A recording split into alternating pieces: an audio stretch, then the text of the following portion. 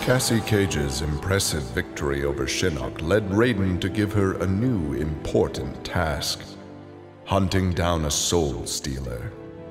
Cassie did not have to be told that the suspect could be a resurrected Shang Tsung.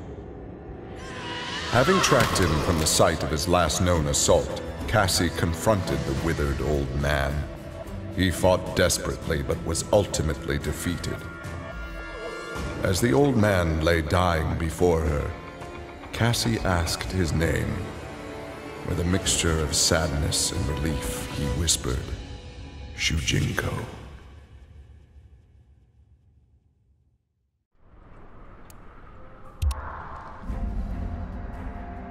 Devora's ultimate plan was not to destroy Shinnok, but to enslave him.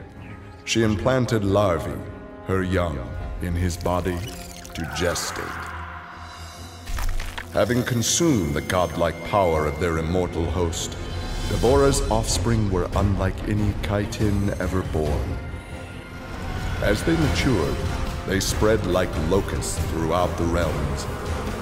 Her army of Kaitin super drones brought glory to Devora, their beloved queen, and destruction to all.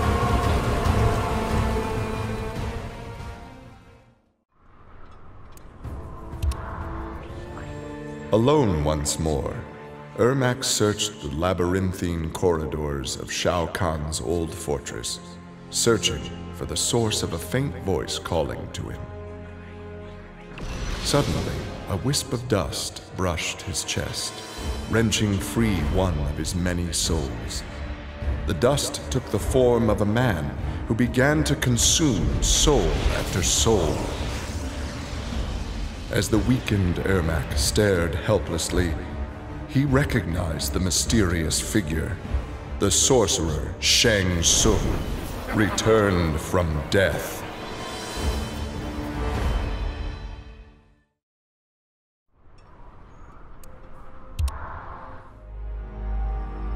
Nearly 150 years ago, Erron Black had been hired by Shang Tsung to assassinate an Earthrealm warrior. In return, Shang had slowed Black's aging process. He could therefore afford to be patient. If an employer wanted someone dead, they would be in time. A team of young Earthrealm warriors had caused Erron Black's current employer, Kotal Kahn, much inconvenience. With the patience of a viper, Black eliminated them all.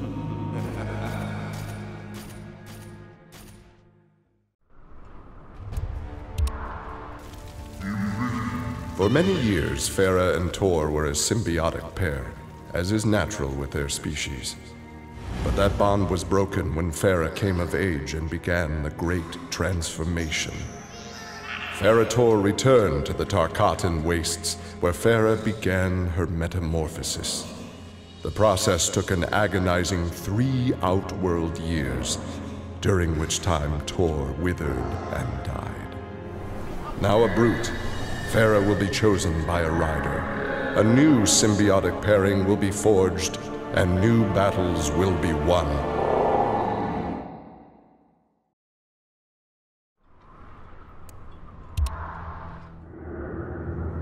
The Shokan had become outcasts for refusing to aid either side in the Outworld Civil War.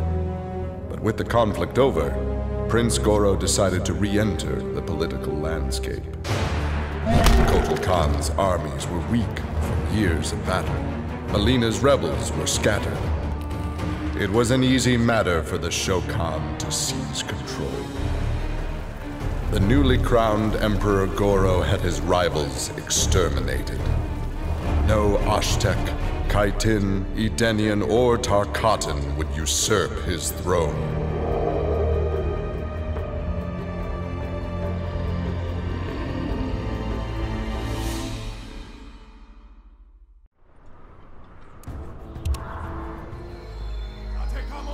After his incursion into Earthrealm, Kotal Kahn had become a prime target of Special Forces surveillance. Jackie Briggs was assigned to monitor his activity. Jackie followed Kotal Khan to an equatorial jungle, where he entered a hidden pyramid. Inside, he retrieved a glowing crystal skull. Jackie attacked the Emperor and raced away with the object. Jackie was praised for her work, but couldn't help thinking her interference was what Kotal Khan had wanted all along.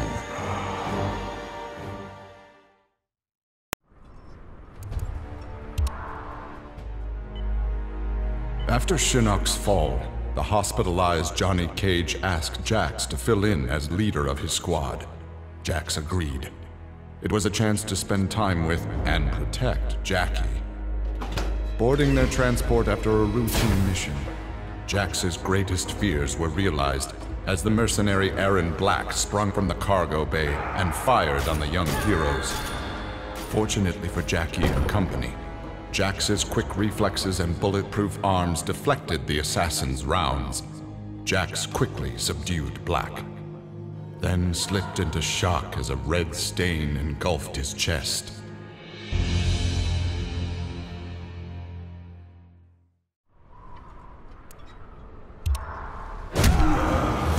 Johnny Cage's life had turned out to be stranger than any science fiction film, but he knew the final scene was approaching.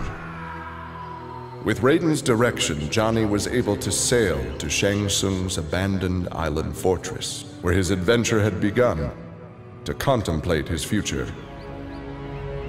Amid the rubble, Johnny found an ancient tome.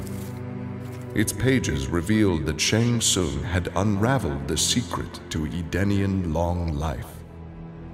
Johnny Cage's retirement would have to wait.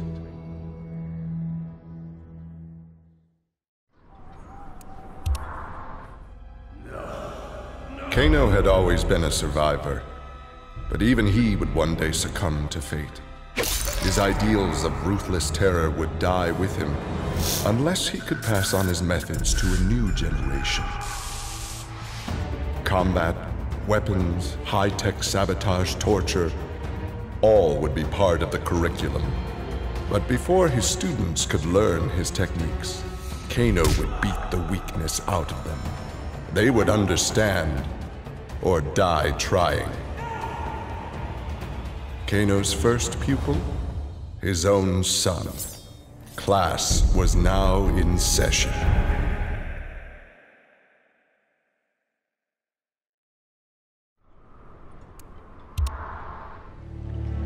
Having defeated Shinnok, Kenshi joined Takeda on his quest to avenge his mother Su-Chin's murder. Their travels took them to a cave where he and Takeda freed a man, Taven, encased in a stalagmite.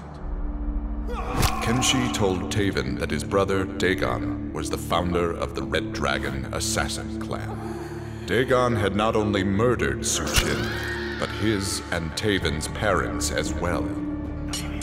Together, Kenshi, Takeda, and Taven lay siege to the Red Dragon base. Dagon fell victim to Kenshi's rage. Su-Chin's murder had been avenged.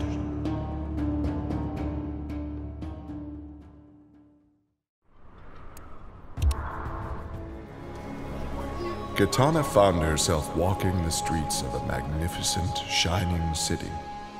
This was Edenia, a realm freed from Outworld, and Kitana was its beautiful queen. This was the timeline unaltered by Raiden. Earthrealm had been destroyed by Shao Kahn, but Kitana had survived Armageddon and united the other realms to destroy him. Long-lasting peace was the result. Kitana awoke from this vision to find herself in the Nether Realm.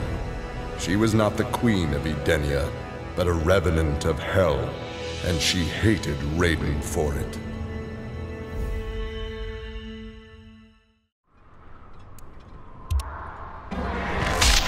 Kotal Khan returned to Outworld determined to rebuild his forces.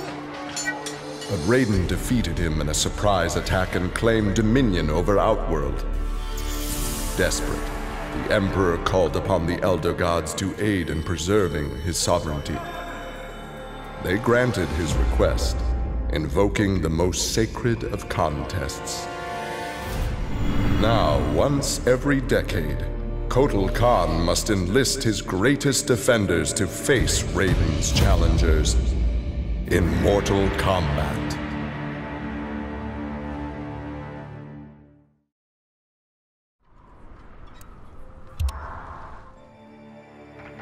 For his role in saving Earthrealm, Kung Jin's family created a statue in his likeness for inclusion in Raiden's revered collection. But Kung Jin's thoughts were with one no longer accepted by his family, Kung Lao. Kung Jin set out to locate his cousin and found him in the Nether Realm. Raiden believed Kung Lao's tortured soul was forever trapped without Quan Chi's magic to free him. But Kung Jin knew the Shaolin was stronger than any sorcerer's spell. He vowed to help Kung Lao fight off the evil that had remade him.